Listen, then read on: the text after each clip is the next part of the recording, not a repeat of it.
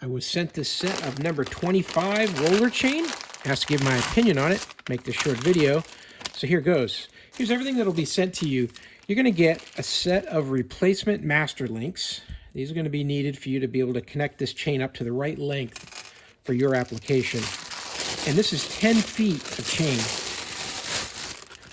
This is the kind used on bicycles, scooters, four-wheelers, those Razor scooters, all kinds of different options here. It's a pretty standard size chain. These are size 35, and if you look at the links, you're going to see that number 35 is embossed right on the side of the links. If I can get this to show up here on the video, you can see that number right there with a 35 on it. And several of them will have this designation, and that's how you know you've got the right size for the application that you need. So whether you're doing a garage door that have a replacement chain because it's too stretched out, or you've got busted links on a bike, this is probably going to be just what you need because you got 10 feet of it here to do all kinds of options with it.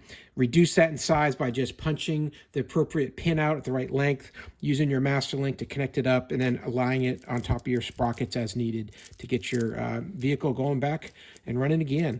So this is definitely a good buy for the value you get. You get quite a bit of chain here for this price. It's a good value overall in quality. Hey, I hope the video was helpful, and I hope this information was useful to you. And as always, hope you have a great day.